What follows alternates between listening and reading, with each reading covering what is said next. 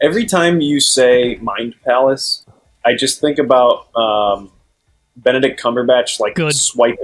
swiping John Philip Sousa's Yes. image away. Yes. I almost. And then like a dog that makes a dog sound. Has Owen seen Have the you not worst seen that? and best scene in television history? Did Is Jackson that in Yuko from Nichijou fucking tweet that? Sherlock? Yes. I'm just gonna Highly search- regarded television show by some, Sherlock. Yeah. Okay. Yeah, it was definitely a Yuko from Nichijou tweet. Yep, I found it immediately. It was the first result for Sherlock scene tweet. And here you go, Owen. It is. You need to watch it entirely because it is that horrendous.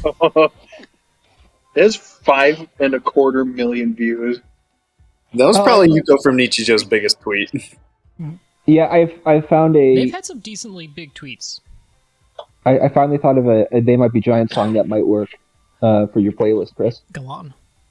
By the time you get this note.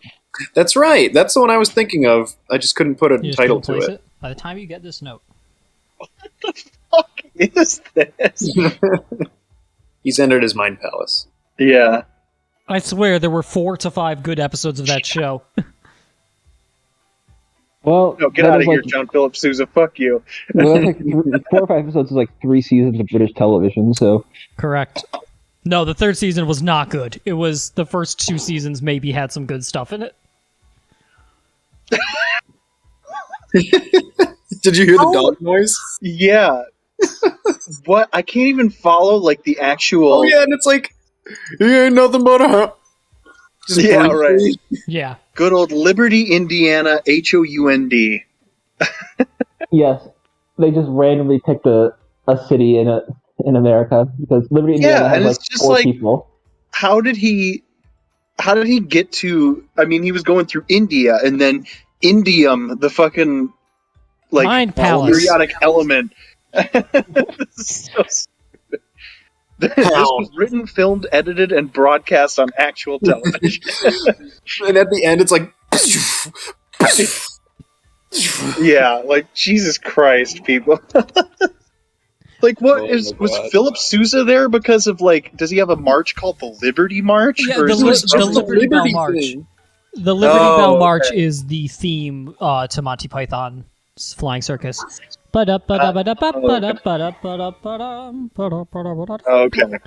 But yeah, that's the only thing I can think of when you say Mind Palace is him swiping away John Phillips. Good, good. That's the intent. That's the intent. To the Shadow Realm. I had a moment yesterday where I didn't know how to convey this information to anyone, but I thought it was funny. This is related to Mind Palace. But I walked in the door from like checking in on people at Ducky, checking in on work, and Reagan was taking a nap, and I looked at my coffee table and there were a few Kit Kat wrappers on the table, and I was just like, in my Mind Palace, I know exactly what happened here. Kit Kats, wrappers. Reagan, asleep. There. It's A like, weird disembodied voice is like, Reagan. Yeah.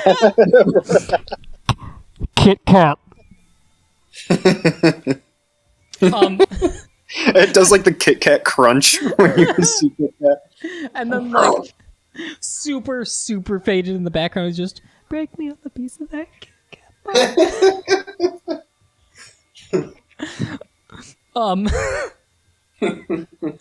Have you seen the other Tumblr post about Sherlock? That's just I don't know. anytime I fumble in the dark to try and plug my phone into its charger, the disembodied voice of Benedict Cumberbatch calls me an alcoholic.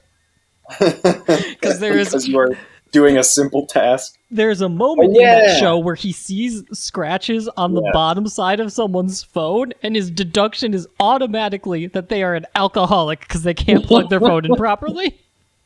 Like, I don't know what he'd want to say about Owen because of his phone. Oh God, you would think I'm like a serial Construction like, worker. murderer. Oh my god. Man treats his phone like like lesser than a human being. He must be a serial killer. I have gone we- 6 we're losing you. people. He's gone. He's here, pretty much gone.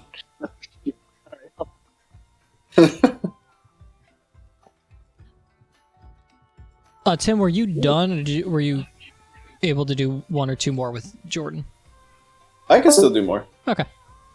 Then give me a minute to step away. Because of Haley's very bad O'Charlie's experience, she has been gone a lot longer than anticipated. We were going to go grocery shopping when she got back. Gotcha. Right. So you're waiting for her to get back from a terrible old Charlie's, I guess.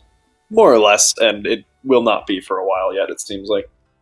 Cool. Eve, Zach. he's still there.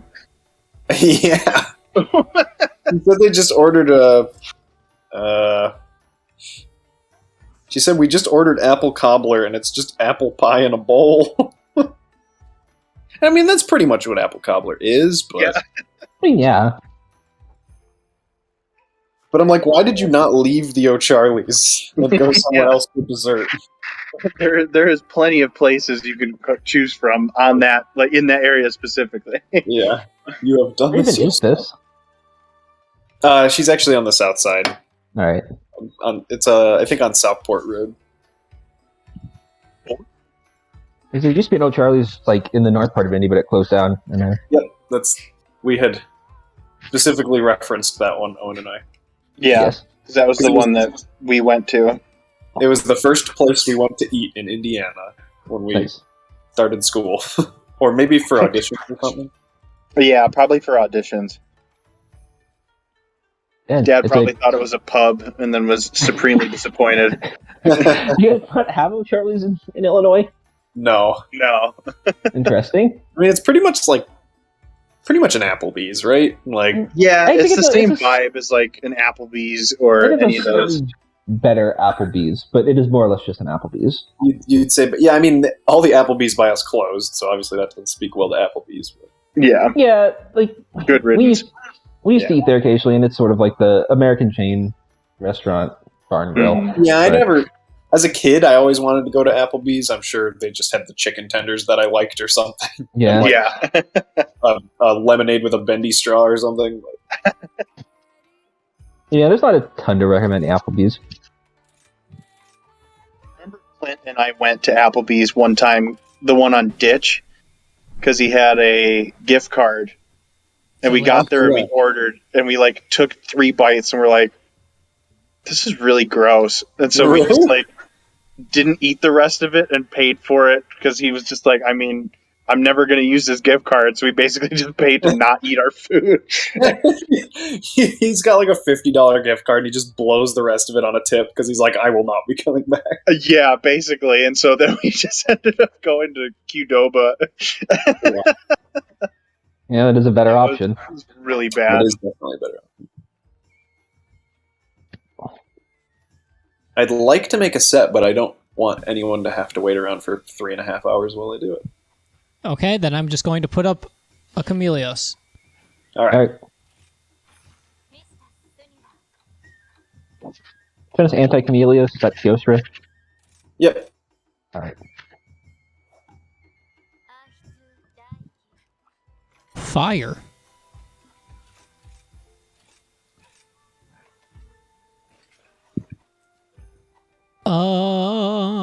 What the fuck was I gonna say? I don't know. Why not? Charlie's. Oh yeah, I didn't finish my thought after I said the less than Jake song that didn't qualify.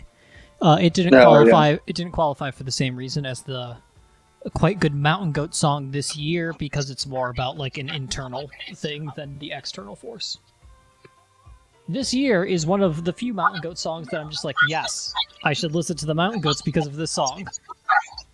But you generally don't like them otherwise. And then I try and I'm like, this is very dense. Yeah. Which I respect, but I don't know if I can. Which song is this or album? This year? Is that what the name of the song is? Yeah, this year. Yeah, I'm gonna make it through this year if it kills me. Yeah, it's I good. love how song. there's an article called 16 songs about the end of the world that aren't REM. Yeah. It's useful. There might be good shit in there. I didn't consider simply Googling.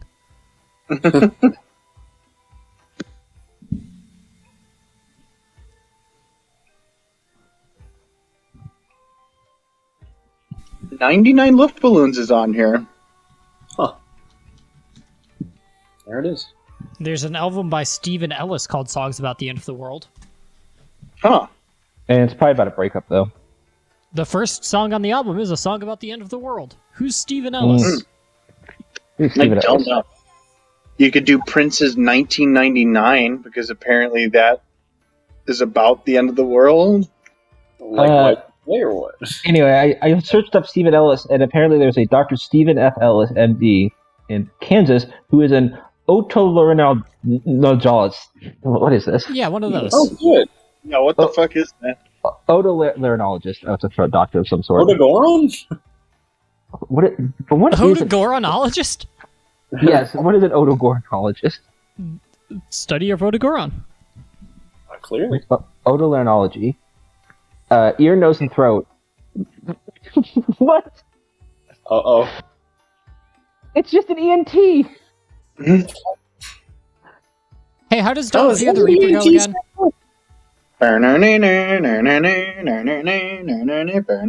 Yeah, would you say that one's energetic enough? That one is on this list. Yeah, I'm looking at the same Vulture article. Oh, okay. I mean, it does talk about death a lot, but it doesn't really talk about, like, the world ending specifically. True. Yeah, that one is very much specifically a Romeo and Juliet song. Yeah. Oh, what a... And the fucking radio edit always cuts out the guitar solo, and it's annoying. Yep.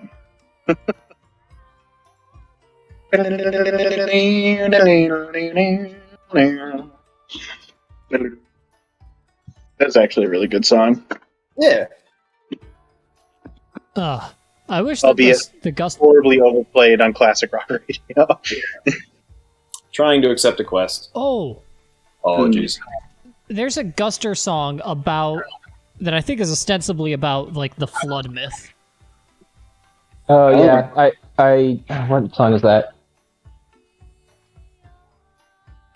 It's from Lost and Gone Forever. Is on Lost and Gone Forever? Yeah. Let me find it.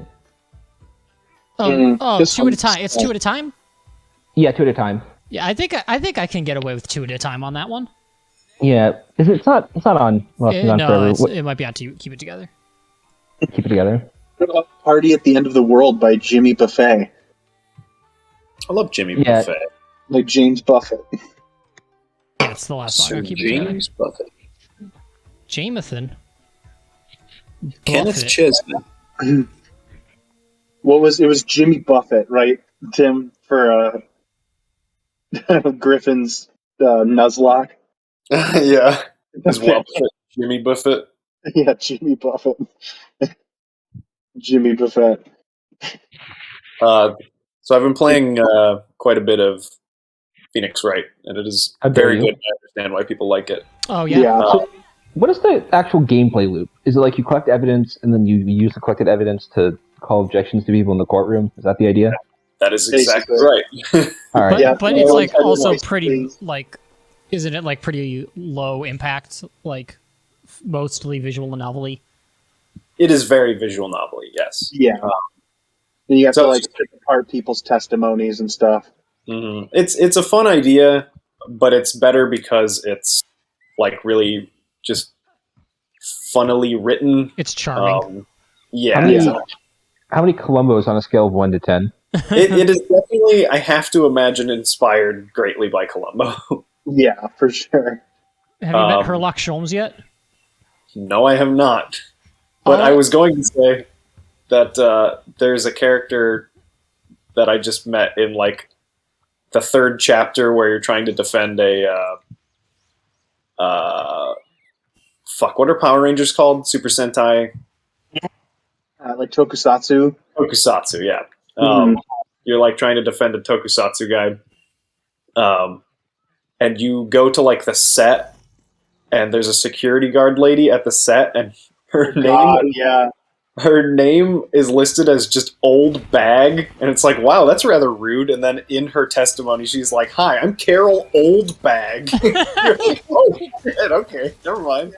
Right, that's her real That's my given name. English one does a pretty good job of like turning people's names into puns, Uh, which is funny because I can't remember if we ever talked about that, but his name in Japanese is Ryochi Naruhodo. this is Will Powers or Phoenix, right? Phoenix Wright, which is Okay. Naruhodo is like, oh, I see, or like like I got it. Yeah, I know it's there's like so many characters in anime. So. I'm definitely glad I bought all 6 of those while they were on sale because I think I will play all of them at some point. That's a pretty good endorsement. First 3 in particular. I'm sorry, what? We're sorry. I was just saying. I've heard the first 3 games are considered very good. Yeah, I don't know any about the ones that don't have Phoenix as the main character. well, there's only a couple of those. The 4th one is Apollo Justice or whatever. Hollow Justice. But then the 5th and 6th are Phoenix Wright again. So, Oh. I think, and what I learned and why I bought them is that I had bought the trilogy earlier. So I was like, I think this is all the games on the eShop. But apparently those other 3 games are exclusive to the Nintendo 3DS. Okay. There's actually no other way to play those. Whereas the trilogy has been ported to other systems. So I'm like, okay, Yeah. well, I gotta buy them then. Yeah, I mean, you may as well. You're not able to play them. We're kind of Who's you, Owen? Going away again. Yeah. Yeah. I think Haley just tried to call me, so I'm actually gonna head to the camp for a sec. I will pull off the turn off and come back in. Just you and me, Chris. It's just us. Now we can talk about Kurt It's Vonnegut just us. and college basketball to our heart's content. Don't forget comic books. Now they have mostly comic books, actually. Yeah, lately. Kurt Vonnegut. If I can be. Sorry. No, I was just saying, can you hear me? Oh, Yeah. yes, it's definitely better. Oh, Yep. I will just be closer to the screen. Did I mention that I read Dead-Eye Dick? You did. Yes, I believe you did mention Dead-Eye Dick. All right. It was okay. It was very good. But, Yeah, and then we were Is that talking his about our first book? most mediocre Vonnegut's. yeah. What was that, Owen? Is that his first book? His first one was Player Piano. Dead-Eye Dick Oh, was one Player of his Piano. That's right. kind of late middle era. Mm.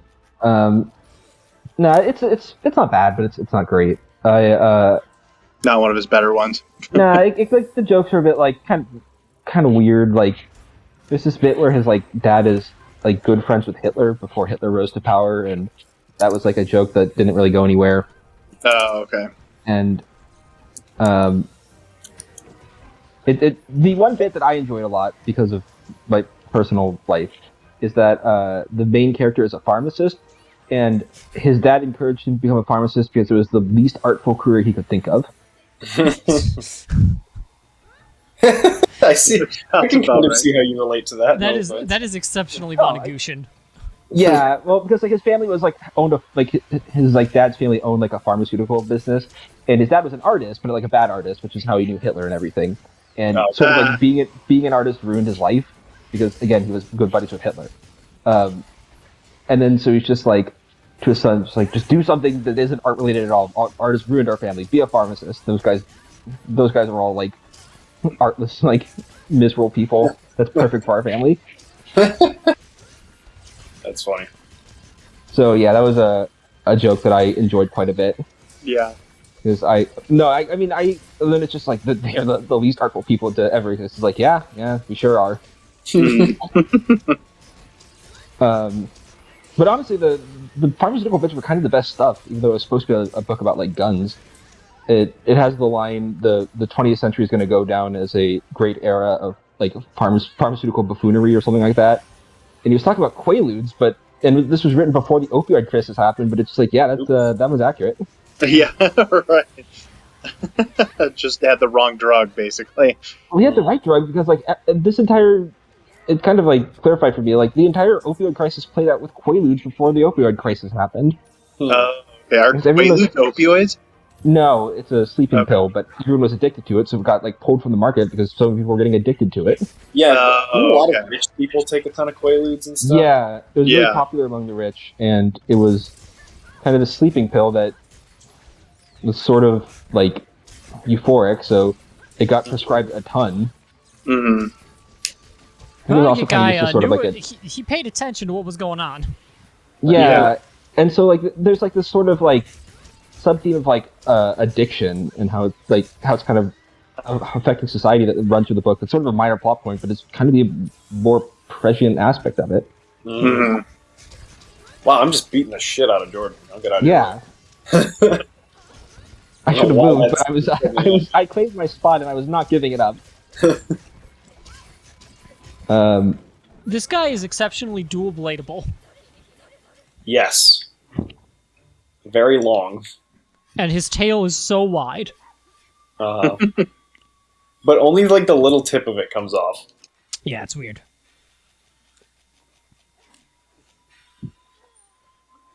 Remember to use your free knockdown. I think I did it that last time he was knocked down. Okay, gotcha. Yeah, I think you only get literally one per hunt. But still, it's a free knockdown. Mm-hmm. And dual blades are the best when the monster is knocked down. Yes.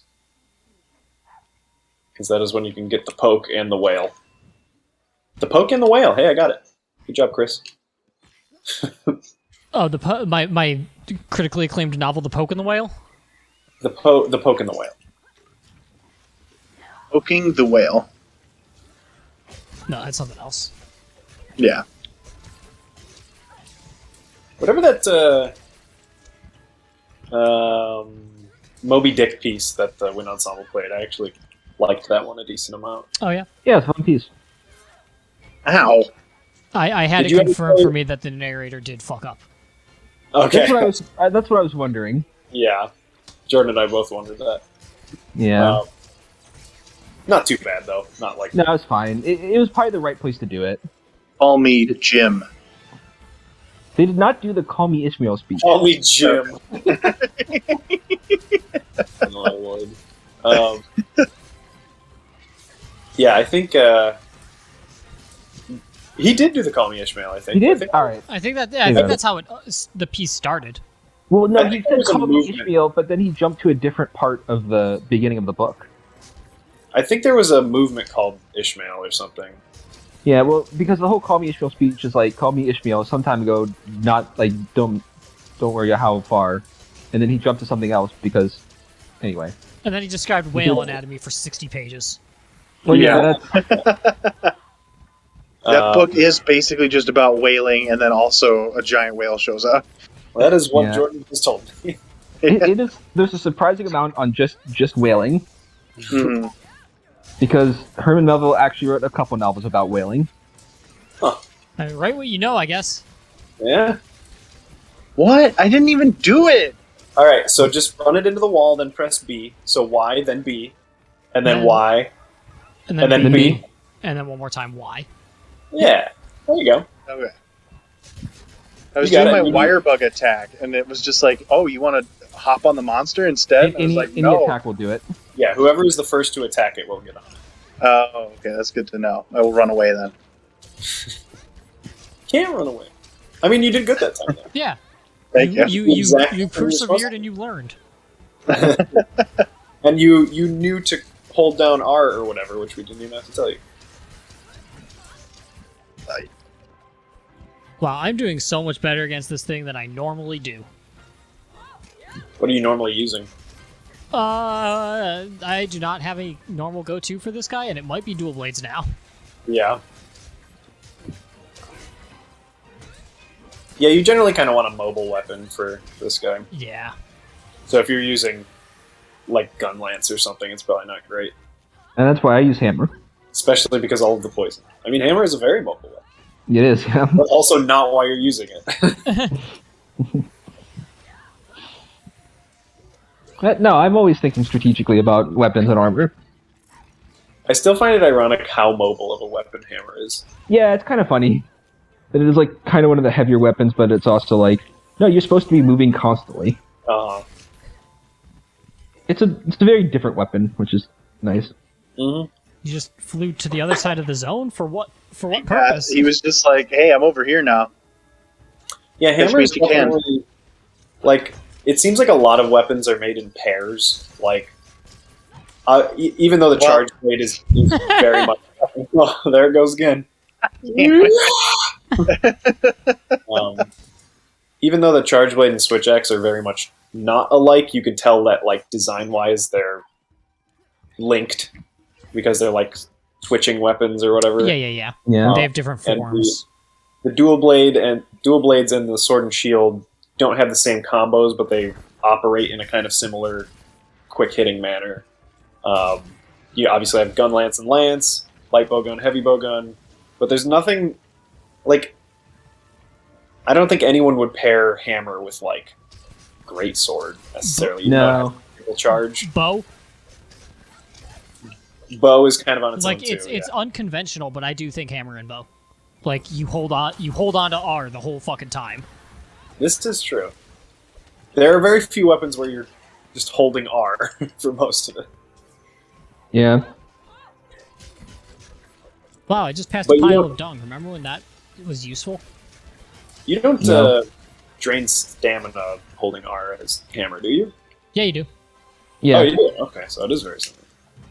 You just don't drain very much. It's pretty slow.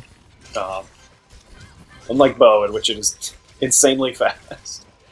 And then I guess greatsword and longsword, I would say, don't really have pairs because they were like they are the two weapons, and they're meant to be very different. Yeah, like it. Obviously, they are both swords, so they are paired in that way. But I mean, maybe nothing insect alike. glaive and longsword. yeah, insect glaive is also kind of on its own. Oh, It is- Jesus Christ. Jeez. Christ. Yes, Massa. It's my bit. I would definitely. I could pair longsword and insect glaive maybe because they're kind of like weird, long, fast-hitting weapons or whatever. But again, longsword is all about sheathing, and insect glaive is all about never touching the ground. Yes. Man, I just drank an antidote. Fuck you. Yeah, same. Teostra armor, baby. Is it poison resistant? Yeah. I'm trying to make the Teostra armor, but the game gave Jordan the fucking gem. Oh, Jordan, we meet again. Hello. Anyway, can't wait to get another gem from this guy.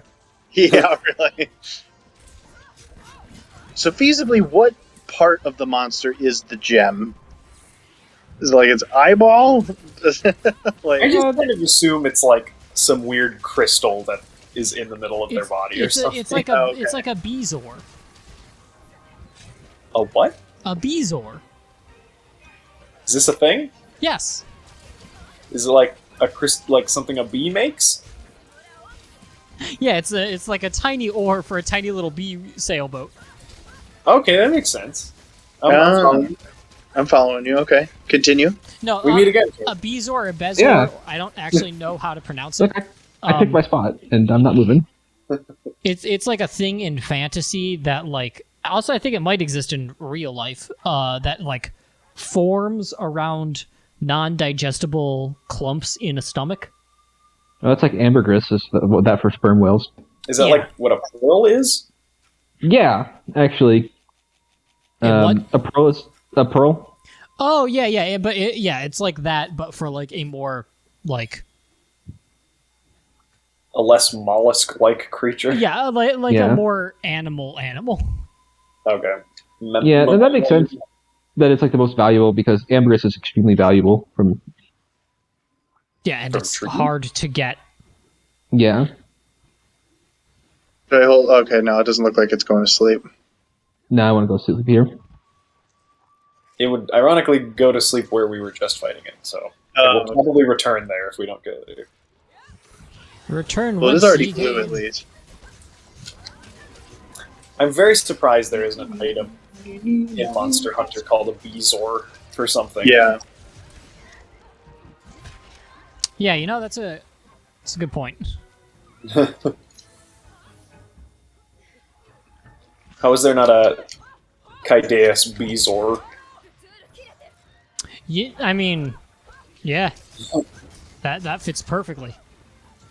I miss the Kaideus armor, not the fight, but the armor. Fucking what the goddamn again? Wow. Thank you for. Thank you. I imagine. Sure. Oh, yeah, that was actually my cat. Good Aw. job, cat. What a pal. As it turns out, cats are extremely useful. We should probably all use them instead. Instead of Never. dog. Yeah, but run fast. But at the same time, we do fine. Yeah, But- run fast. Now, if I start using my cat, that's going to be into Duncan, and I can't abide this. The dude I've been dogless for probably a solid 50 hours now, and I'm like, yeah, this is probably the right idea. I wondered why I suddenly hated you. Oh no! Hey, I carved a gem. All right. All right. Did someone? Okay.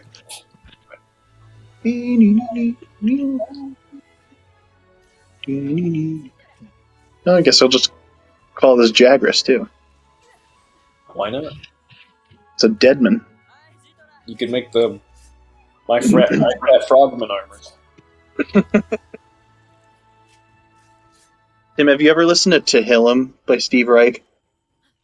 I don't think so. You should. It's a pretty cool piece. I believe it. It's by Steve Reich. Yeah. It's like based on, the text at least is based on Hebrew hymns. Uh huh. But yeah, very cool. It sounds like it would be very difficult to perform. But that's like most Steve Reich pieces. I was telling Owen that I was making a CD for Haley's mom of Yoko Kanno stuff because she said, "Oh, this is nice. I'd like to hear some more." And I had an immensely hard time narrowing it down to 80 minutes because I was like, okay, here's all the best Yoko Kanno stuff. And I looked at my playlist and I'm like, this is 3.5 hours long. And I'm assuming she doesn't really use like online streaming anything. Well, she really likes CDs in her car because like one of those cars from the aughts that all they had was a CD player. Yeah. But yeah, it was very hard to narrow that down to 80 minutes. I feel like I had to make a volume 2. Yeah. Probably. Was it like an equal mix of Escaflowne, Ghost in the Shell, and Cowboy? Or was it No, because I was more than the other? focusing on orchestral stuff. Okay. So only Ave Maria from Cowboy Bebop, but some from Mr. Dano himself. Yeah, the one that Mr. Dano sang for Yoko Kanno in the Bebop. And then she violently threw up. Hey, I have a question about that. Okay. Why does the Riddler sing Ave Maria? Who cares? Okay. No, I mean it's like one of those Matt Reeves like, oh, this is a piece of classical music. The villain can sing it. Mm-hmm. It seemed just as well informed as his choice of Nirvana. So. Okay, fair enough. Cause like I don't know what's the translation of Ave Maria? I mean it's all about the Virgin Mary, right? Yeah, and her like saving you, I think. I think it's just a prayer to the Virgin Mary or something. Yeah. Hail Mary, full of grace, Mary, full of grace, Mary, full of grace. Hail, hail the Lord, the Lord is with thee. Best of oh yeah, it's literally just the Hail Mary. Yeah. Okay. I guess it depends on like what is it the actual Ave Maria? Because the one I was thinking of was Schubert, but It's Schubert, yeah. Oh, okay. Because that one's actually got lyrics that aren't just like a prayer.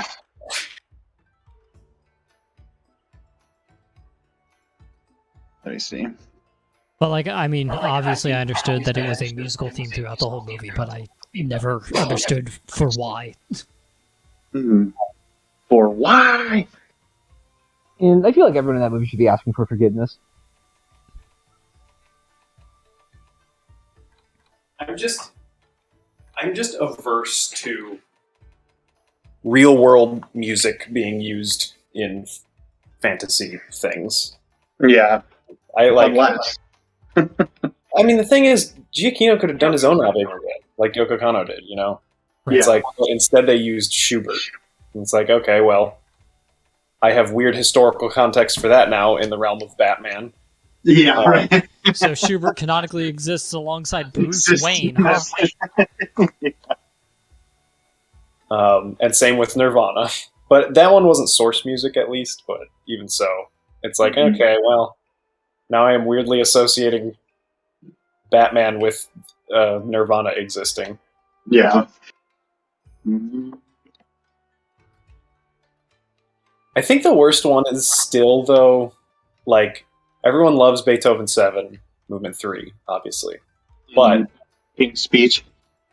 But King's Speech, where the king is making a speech about fighting off the German forces for, like, you know, the sake of survival and everything, and it's playing the most famous German composer's music over it, is, like, just the most, like no thoughts, head empty music choice I could imagine. I mean, he obviously Beethoven wasn't like a Nazi or whatever. It would be worse to play Wagner, but yeah, it's just so stupid. That's where you play. That's where you play Elgar. You know, right? Yeah, or like a famous English, any famous English composer. There are a lot of them. There are. Vaughan Williams. Yeah, who would have like canonically made sense because that was like, you know, he was a big composer around that time. Or Holst. You could, for like extra irony, you could use some fucking Handel. Yeah, whatever. I mean, like, lots of guys would have counted. Yeah. But it's just things like that where if you like understand anything about the insert song or piece that is being used and it like clashes with the scene, then I'm just totally taken out of things like that. Like, yeah everyone loves Beethoven 7, but it not here. It shouldn't be used here. Anyway. This is not a good context for it. I'm stepping down from the soapbox. I think we will probably be coming back soon, so I might log off. Okay. I'm probably going to hop off too. Actually, I've got a great idea. If you guys are up for it. Can we hunt a great Azuchi? Yeah. Let's finish up with that. The only thing I need for armors now is 5 Dragon Scale pluses, Teostra Gem, and then Tim and I are slowly poking through the arena stuff. All right, let's do the over/under on how many gems I will get before Chris gets his first gem. Well, you've already gotten one. Well, let's put the over/under from here on out at 1.5. I'll take the over. I think Teostra took me the longest gem-wise. Yeah, it took me a while too. I got pretty lucky with Chameleos, I think. I got lucky with Chameleos, and I got extremely lucky with Deor, but... Which Chris did get lucky with Valstrax, though. I did, yeah. Yes. Like, the very first hunt we did, before he was even close to HR 100, he got one, so... Anyway. Yeah, that was fun. Yeah, Uh-huh. I think I'll take the under on my thing, but it's more because it's 1.5. I definitely get at least one more before the Chris gets one. Mm. Alright, I need the tail. Need a tail. Oh, tail? Tailostra. I think is the only breakable part on its body, so that won't be hard. Is it a break or a cut? It's a break. Alright, I'm good then. Wait, should I eat? I don't give a shit. Yeah, I was going to say, I'm not even eating for that. Tim, there's another, it was on the same album that Steve Reich's Tehillim was on, but he also has a piece called The Desert Music. Yeah, I'm very familiar with that one. Oh, you are? Okay. Yeah. Because I was listening to the first movement, and I was like, wow, now I know where Yoko Kanno got some inspiration from for the Cowboy Bebop movie soundtrack. Absolutely. Yep. That is exactly what it is. For Like Powder? Is that the one? I think so. It's like the Hanani Hana Hanani Hana Hanani Yeah, right. I mean, that is explicitly the reason I found that piece to begin with, because I'm like, this sounds okay. like Steve Reich, so I'm going to listen to some Steve Reich, and I'm like, oh, there it is. Yeah, there it is. I was just like, oh shit, I recognize that. Yeah, that's a really long piece, right? Yeah, it's technically got 5 movements, but the third movement is split up into 3 separate parts. Okay. I think, or one of the movements is split up into a bunch of different parts. Mm. But yeah, I've been on alongside Yoko Kanno and Mizuguchi, I've been listening to a lot of Steve Reich too. Mm. I love the one that you sent me, Charm. That one's so good. Oh, yeah. Yeah, they play that one a lot in the show. Oh, really? Uh-huh.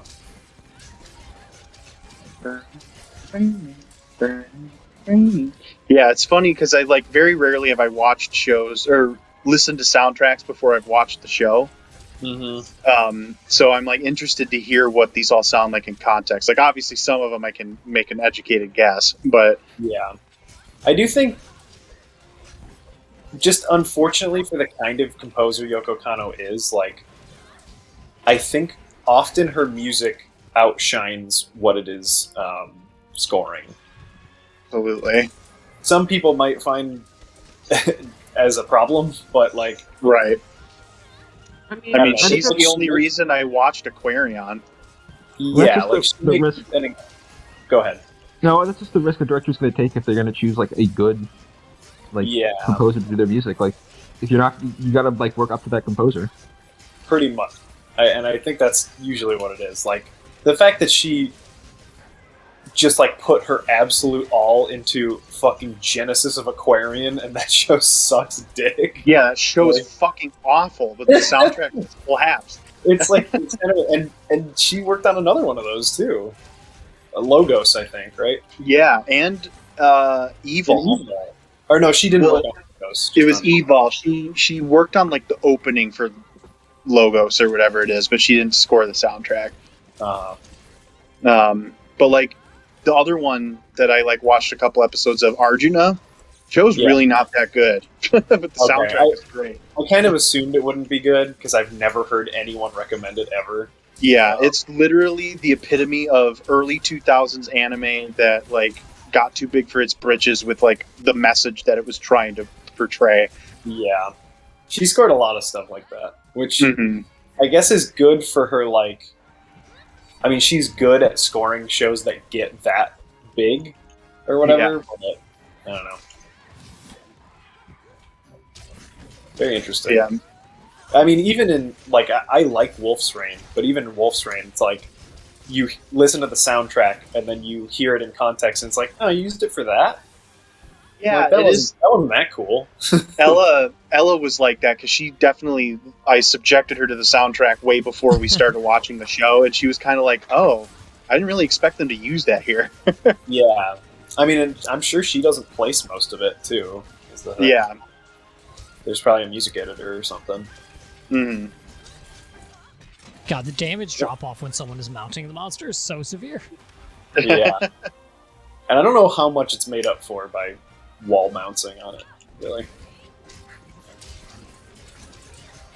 Chris knows so much about numbers now. I do. Did I make you miss by knocking it out, Jordan? Yes, you sure did. That's this way. It happens sometimes. Okay, so I recently the